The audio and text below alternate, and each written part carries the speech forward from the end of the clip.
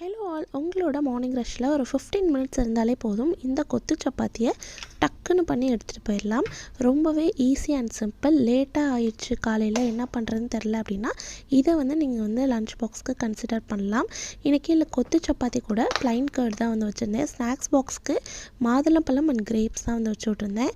இப்போது இந்த கொத்து சப்பாத்தி எப்படி பண்ணுறதுன்னு பார்க்கலாம். கடாயில் எண்ணெய், கடுகு, சீரகம், ஒரு பெரிய வெங்காயம், கருவேப்பிலை, 2 பச்சை மிளகாய், அரை தக்காளி, அரை டீஸ்பூன் இஞ்சி பூண்டு விழுந்து சேர்த்து நல்லா வதக்கிக்கோங்க. இப்போது மஞ்சள் தூள், மிளகாய் தூள், அது கூடவே கரம் மசாலா, சிக்கன் மசாலா, அப்படி இல்லைன்னா மட்டன் மசாலா இருந்தால் சேர்த்துட்டு தேவையான அளவு உப்பு சேர்த்து 1 டம்ளர் தண்ணி ஊற்றி தொக்கு பதம் வந்ததுக்கப்புறமா 2 முட்டை உடச்சி ஊற்றிக்கோங்க. அதில் கொஞ்சமாக ஒரு அரை டீஸ்பூன் அளவுக்கு பெப்பர் சேர்த்துட்டு நல்லா அரை வேக்காடு வந்ததுக்கப்புறமா நம்ம வெட்டி வச்சுருந்த சப்பாத்தியை சேர்த்துக்கலாம்.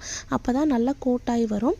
5 நிமிஷத்தில் நல்லா பிரட்டி எடுத்திங்க அப்படின்னா கொத்து சப்பாத்தி ரெடி.